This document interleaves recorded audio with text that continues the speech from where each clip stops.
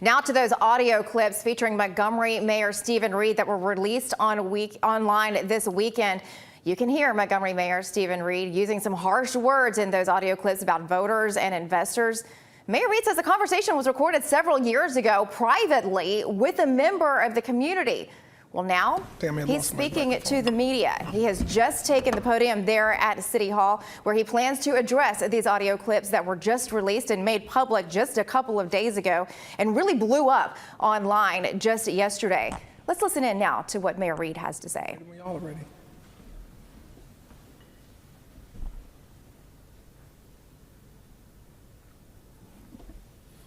Good afternoon. I want to thank everyone for being here today. Certainly want to thank all of the texts and calls and notes expression of support from those around the community, from our faith leaders to other elected officials to members of the community, not just from the city of Montgomery, but to this entire state and throughout the country. Really honored to have such support during a time of challenge. And that's why I wanted us to have a conversation with the media today in light of what has taken place the last few days. I want to say that as mayor of this city, and more importantly as a native son of Montgomery, no one is a bigger champion and promoter for this city and all that we can be than I am. That's why I wanted the job. That's why I work as hard as I do in this position. And that's why it is very important to me that we are successful. And by the we, I mean that of the residents and those that depend on Montgomery for its viability. And anytime that is challenged, then that presents a different level of opportunity for us to deal with. And how we deal with it sometimes is one way in the present, and sometimes in the rear view it looks a little bit different. But I want to say that being here today is not because of a doctored or manipulated audio clip. Being here today is because of an extortion attempt on the mayor of this city by a man by the name of Charles Lee. He is the owner and founder of That's My Dog and That's My Child. His extortion attempt during the George Floyd aftermath, I was one of the most despicable and disgusting acts of cowardice that I've ever heard of, much less been a part of. And I'm confident once the people of this city get the context of some of this audio, it will not only show that I've been doing my job, but why I've been doing it with the passion of which I carry on. The doctored recording was made, and the meeting happened that some of you may have heard before I went into the middle of the George Floyd protests, where we had asked for the community to come out to show our understanding of the frustration of where many cities and communities were at that time in this nation. We initially were going to have that press conference here at City Hall.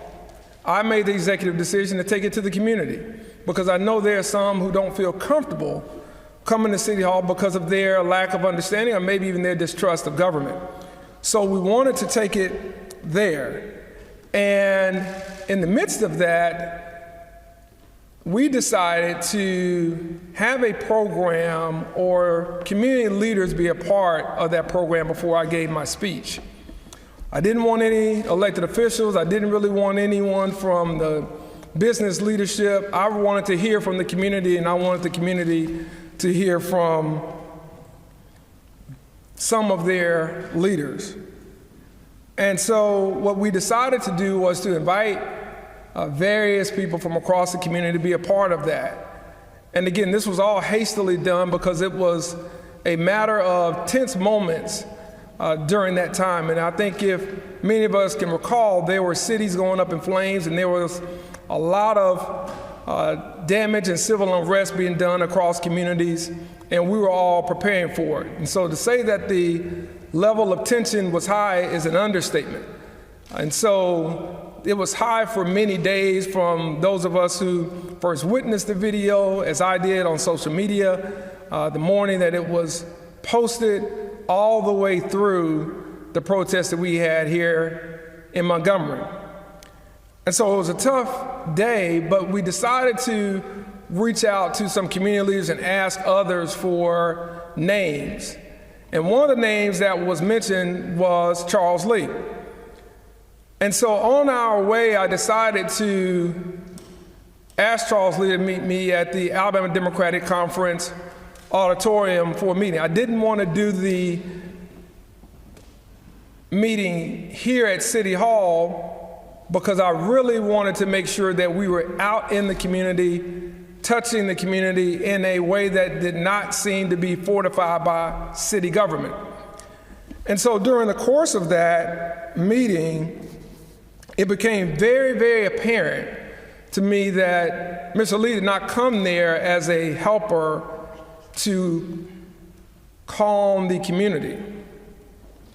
He came out of an interest in personal gain. He came to shake me down. He came to extort the mayor of this city, at which on a day when tension was already as high as it could be, it went even higher. And it went higher because I was offended that others in the community who look at him as a role model and as someone who had been a leader would take that opportunity, the pain of a family, not only in Minneapolis, but the pain of a community across this country, to try to extort, shake down, or get money out of the city, which he's not from, but the city that has embraced him and his charity. And so what you hear in splices of the manipulated audio is an angry person who is frustrated and is very, very displeased, to put it mildly, with someone who has gotten the confidence of many leaders in this community asking about where his money is and where is the $30,000 that purportedly was promised to him by a previous administration.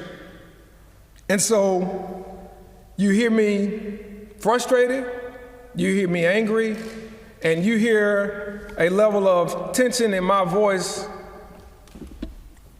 that most people probably won't hear because we aren't in that position. And at the time, looking back, and I thought about this almost immediately, I should have gotten up and left. I didn't leave because I didn't want to walk out on a community leader who may have said something in error, may have gotten over his skis a little bit on a day when we had the potential for major unrest. However, it was further in that conversation, which is not including the audio, that Mr. Lee then said what would happen if he didn't get any money, if he wasn't paid. Not only electorally as it relates to black votes and white votes, but what would happen to the city. And so in the moment, my outrage grew even more, because now I went past the fact of money for me and my organization. It went to what I'm willing to do to burn this city down, to be a gaslighter. And that, during that time, was a very offensive approach, and it was something that really, to be honest with you, called into questions of my manhood. And probably outside of this position, I would have taken a different approach to someone during that time bringing that up. And so what you heard was verbal frustration and anger at someone who was literally taking the opportunity of so much pain in this country to use it for their personal profit.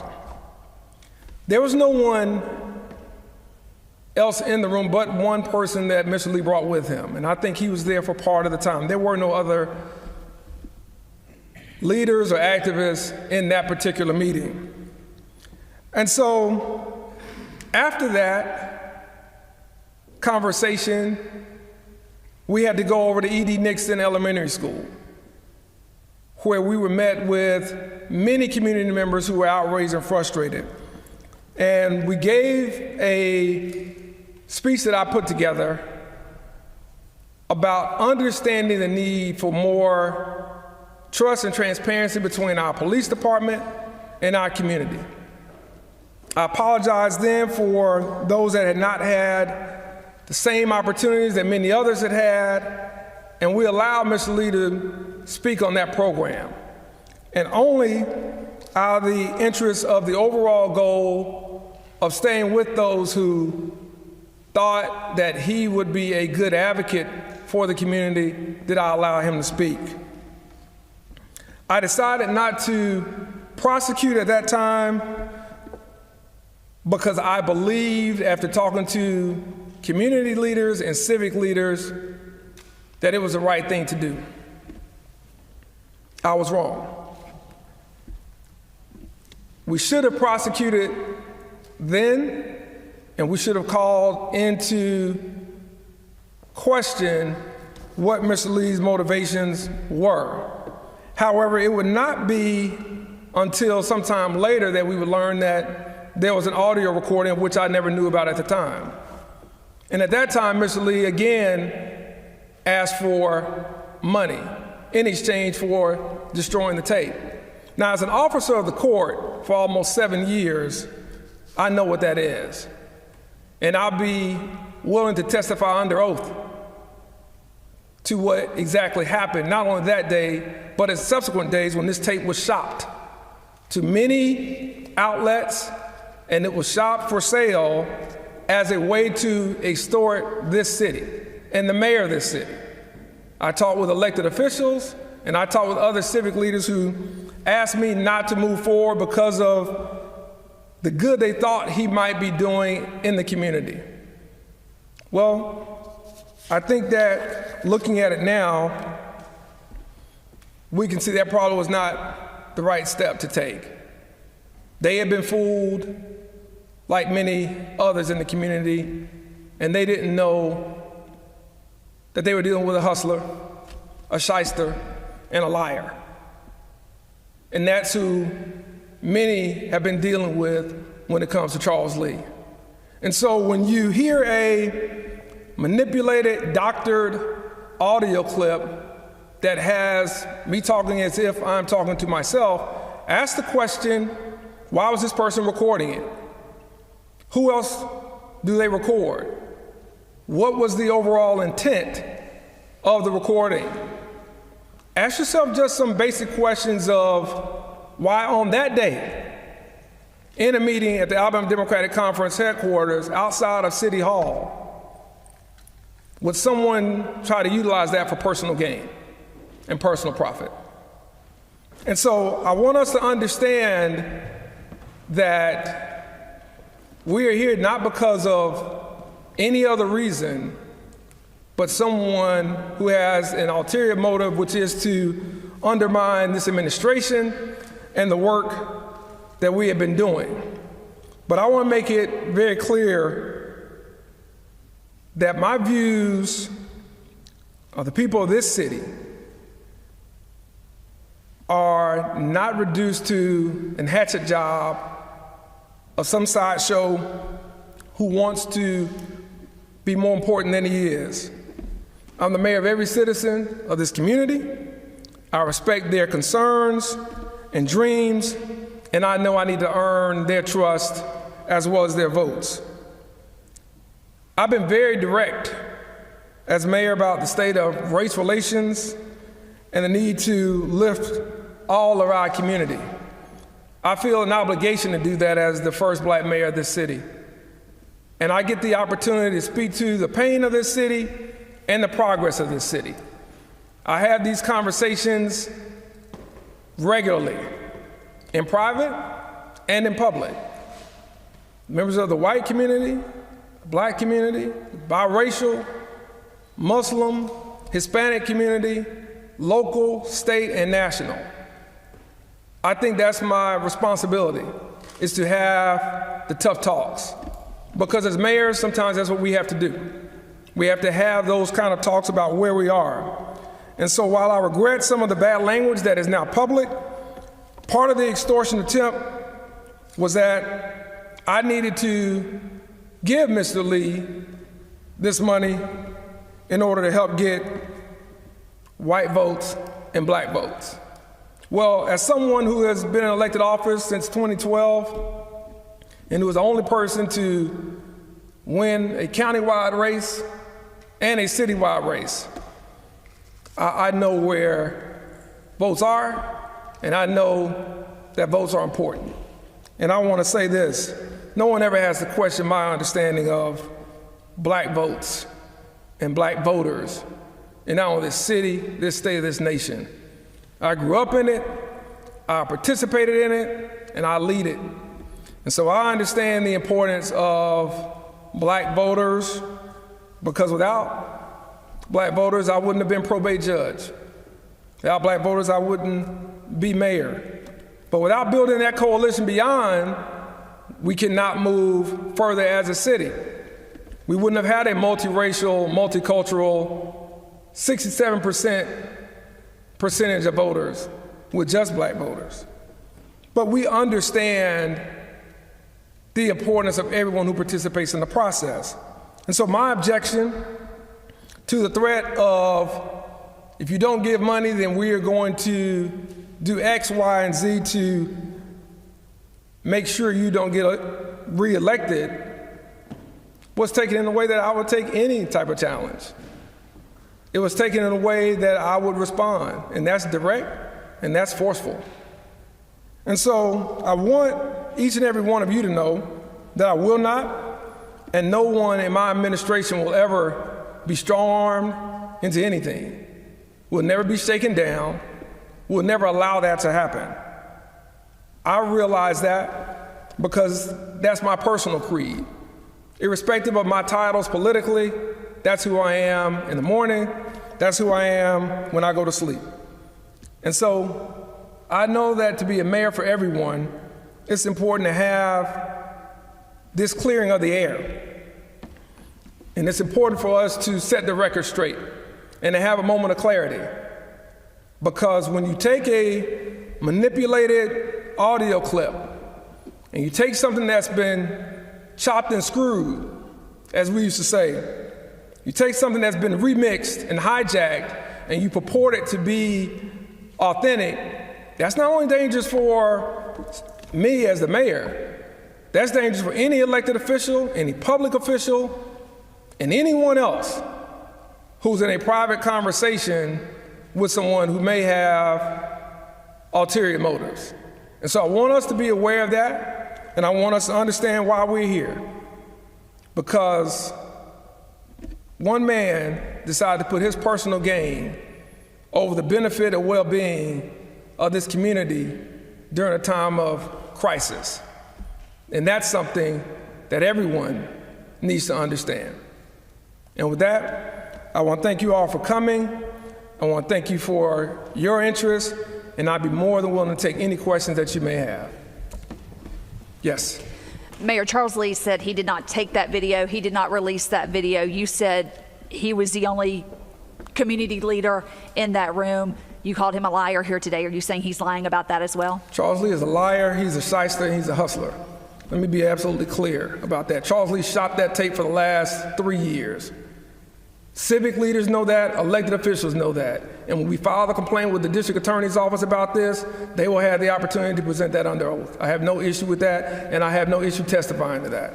And we'll see if he wants to do the same, or if anyone who's connected to him will do the same as well. I was going to ask, do you plan to take legal action against Lee? At this point, absolutely. If this is where we are, then sure. That's what we're going to do. We're going to protect the integrity of the mayor's office at all times. We're going to protect the integrity of city government at all times. And when somebody breaches that and steps across that line, and they aren't willing to be talked down by be it supporters of theirs, if they aren't willing to listen to people who may be advisors, then we'll let the legal process take its course. And again, as an officer of the court, there's not anything I said to you today I'm not willing to testify to under oath. What would that legal action look like? You have to talk to the district attorney about that. I think that means that we need to move forward with a complaint. And I think it's important for us to understand that in the aftermath of this, my chief of staff and outside legal advisor did meet with the district attorney. And so we have had a previous conversation, and the choice was left up to us about moving forward with charges at that time. And again, at that time, we appealed to the better angels. We were hoping to at least, and we did not move forward, but we were wrong to do that in hindsight, and so we would take those next steps now. Mayor Reed, you mentioned who else has he secretly recorded. Do you believe that there are others involved, and will they also face some type of legal action? Well, I don't know who else he's recorded. I think that'd be a better question for Charles Lee. I don't know that anyone who's been recorded will be impacted. Again, that's a question for the district attorney and how they will move forward with that. Yes, ma'am. Mary, you mentioned that Mr. Lee requested $30,000 from the city that he felt was promised to him by the previous administration. Is there any clear cause that he may feel entitled to that money? You know, Charles Lee had been calling on the office probably since shortly after I was elected. And apparently he had, access to the previous administration that he did not have with me. That may be a sense of entitlement that he may have felt. I never asked my predecessor about what conversations they may have or not have had. I only deal with things as they relate to my administration. And I think even if there are any agreements, that doesn't give you the right to try to extort or shake down the CEO of a city. And that's any city in the state of Alabama. That's not just Montgomery. And I think that this is, a lot bigger than just myself. This, again, calls into question other elected officials and how they have to interact, because there are strict guidelines on what we can do and what we can't do, but the public is not necessarily does not necessarily have to operate in those same guidelines that we do. So when someone does something as egregious as this, and again, I want to go back to the timing of this. I mean, this is disgusting. When you consider what was going on, and for any of you in the media, you go back and you look at what you were writing and you were sharing on social media on that day. And I think that we'll understand why, again, tensions were as high, as they were. The incident itself was bad enough. The uncertainty of what was happening in communities had not reached that level in decades in most cities. And so I think when you consider a person that had been held out or purported to be a leader to go to that length of bringing up something they may have felt was owed to them, the city of Montgomery doesn't owe any nonprofit anything. Let me be very clear, not one. The city of Montgomery and the city council do that out of their priorities and out of our goodness of being stewards of taxpayer dollars. And that's why since that time I haven't allocated or authorized any dollars to go to this charity. It wasn't anything personal. We do that for 99.9% of the requests that we have. But I think for anyone who is willing to extort a public official, I don't think they're worthy of city money, county money, state money, or any other public dollars. Now, that's my personal opinion. Yes, ma'am. I think in the back. No? Yes, ma'am. We heard some views on the state expressed about the military and white support for the city of Montgomery. Yeah. You still feel the same way? Well, I think those views were taken out of context, to be blunt with you. I think those were strongly manipulated. We've had a great relationship with Maxwell Air Force Base. We worked with them to help pass a school referendum. They were very, very supportive of that. I've had great relationships with the generals there, the Air University commanders. And, one of the things that came up was, we even came up a little bit during the campaign, was the concern about losing Maxwell. My thought has always been not only stabilizing Maxwell's presence here, but growing it and making sure they're part of the community. And I'm glad that some of those conversations have involved them doing more now with the city of Montgomery and the communities in Montgomery than they were doing prior to that. And so we value their presence, we understand the impact, and we certainly respect and appreciate the service of all of our men in our armed forces here, whether it be at Maxwell, Gunner, the Air National Guard, and so forth. Yes, I'll come right back to you. Mayor, Yes. Given in the context of that, why did you say what you said on the tape about not caring about Maxwell, or the comment that you made about they need to do something that I care about, but they want me to do something about Maxwell? Why did you say that? Well, I don't think that was a complete statement. Again, I think anytime you have a audio clip that has been selectively edited like this, that to me calls into question all of it. And so there are some parts that I can remember very vividly. I don't remember what Mr. Lee asked me or what his statement was at that time about Maxwell Air Force Base. I'll just say this.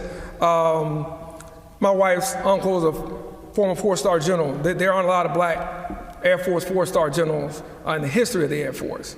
My brother-in-laws went to the United States Air Force Academy. I got to know General Cotton, who's now a 4-star general in the Air Force while he was here, General Hecker, and now getting to know General Tullis. So I certainly understand their leadership and their passion for not only our nation, but freedom in this world.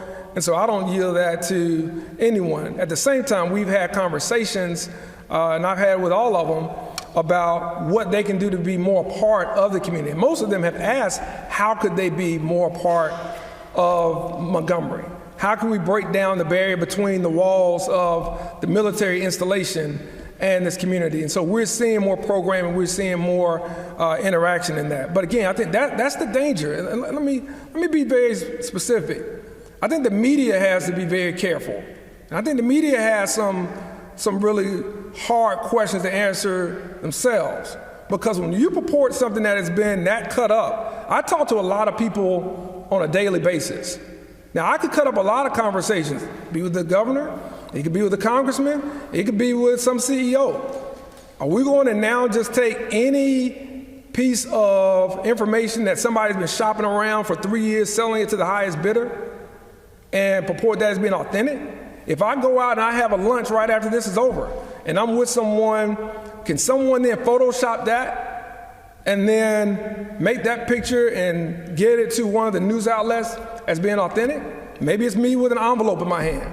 Maybe it's me meeting with someone and there's something else that's happening. I think the media has some responsibility in this as well. And I think it's not just any one outlet. I think that all have to really check and decide what are we going to determine is legitimate. Because when we get into the media being confused with what someone puts up on their Facebook page or what someone puts up on their own social platform, then we get into really uncertain territory.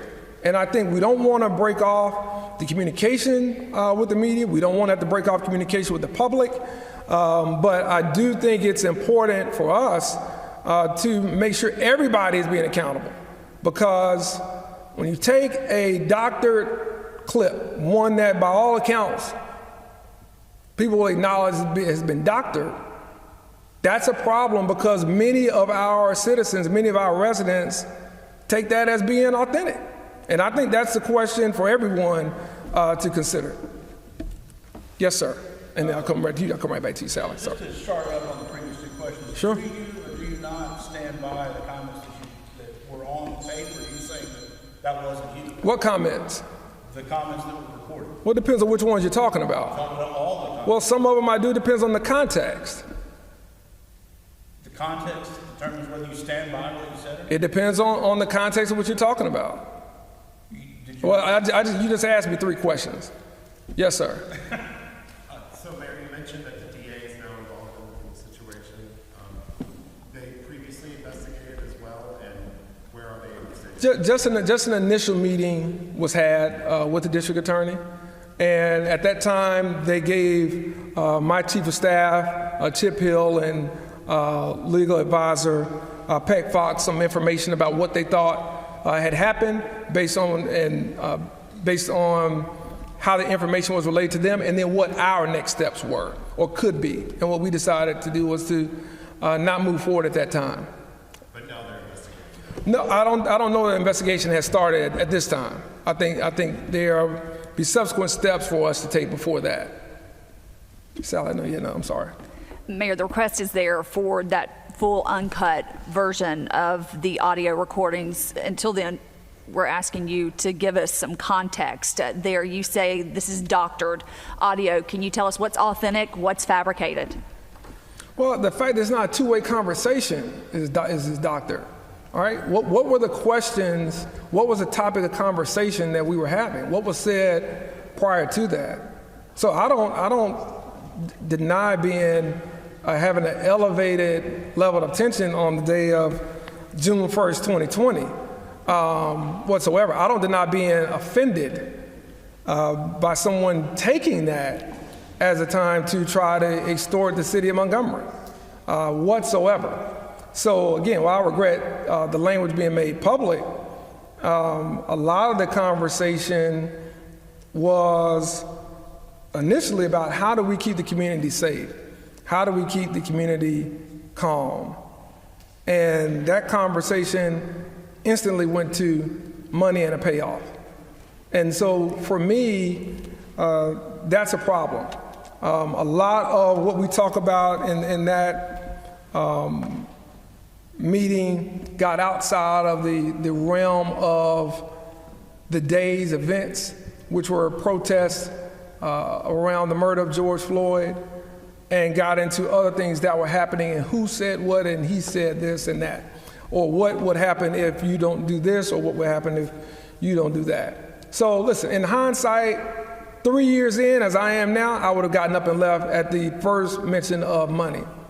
At the time, my thought was, well, I don't want to cut this meeting short with a community leader because I don't want to treat him any different than I would a CEO or any other leader in the community.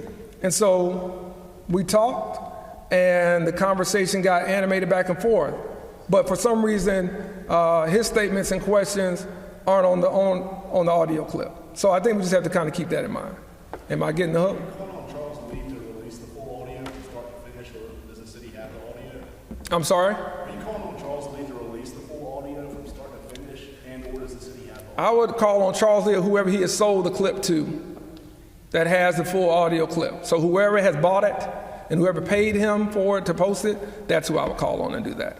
So maybe it'll magically appear after 3 years. So you would like the full audio to be released? Absolutely. Yes, ma'am. Also, Mayor, you mentioned that Mr. Lee essentially tried to blackmail either you or the city. Could you elaborate on some of the requests that he made, that if you didn't give him the $30,000, he would do A, B, C?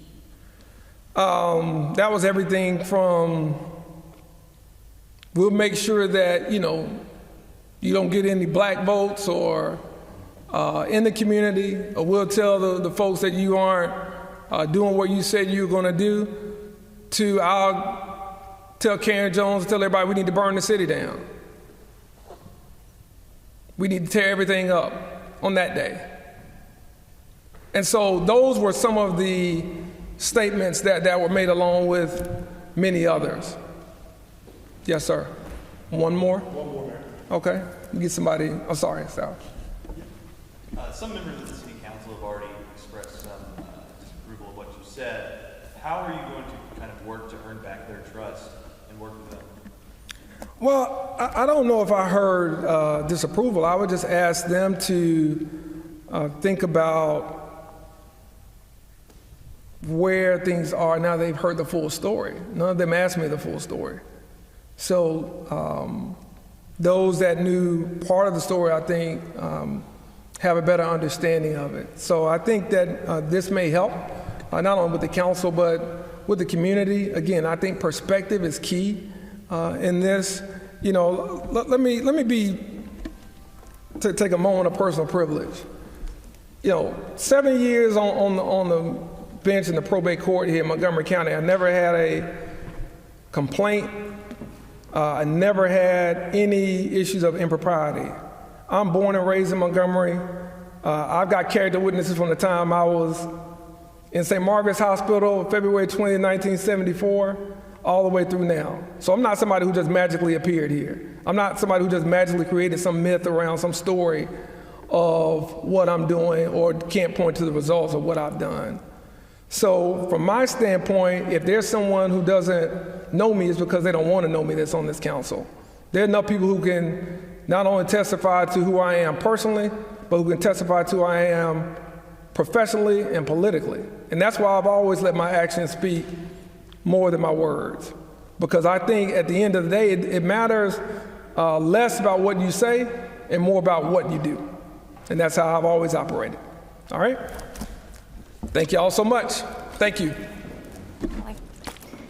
You've been listening to Montgomery Mayor Stephen Reed addressing those profanity-laced audio clips that were made public over the weekend with some pretty strong and emotional language even today. Maybe not quite the profanity that we heard on those audio tapes, but still a lot of emotion there.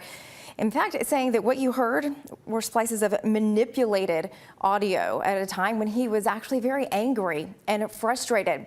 He's accusing Charles Lee, the owner and founder of That's My Dog, of attempting to extort him and the city of Montgomery for mayor. Montgomery Mayor Stephen Reed explained that he wanted to deliver a speech in 2020. This was in June of 2020 in the wake of George Floyd's killing, and wanted to invite members of the community to join him. He wanted to do this outside of City Hall to be a way to connect with the community. And Charles Lee's name came up because of the work that he's done with his That's My Dog organization.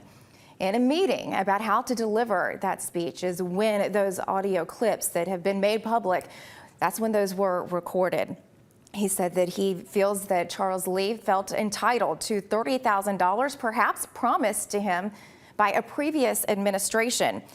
In the end, he had some very harsh words for Charles Lee, calling him a hustler and a liar and an extortionist. Our WSFA 12 News anchor Sally Pitts was in that news conference with Montgomery Mayor Stephen Reed. She actually spent a lot of time talking with Charles Lee just yesterday, asking specifically about those audio recordings. Charles Lee did admit that he was involved in that meeting, but told Sally yesterday that he did not record those tapes. He did not record that audio, that others were in the room. The mayor's story, much different, saying Charles Lee was the only one, and perhaps one other person that Charles brought with him who ended up leaving before the meeting was over. This was the mayor's attempt, as he said, to set the record straight, to provide some context to what we heard in those audio clips, and perhaps provide a little background on where those audio clips came from, the frustration that he was dealing with and expressing in those audio clips. As I said, WSFA 12 News anchor Sally Pitts was there in that meeting. She was there to ask some questions, to get some answers, to listen in on what Montgomery Mayor Stephen Reed had to say.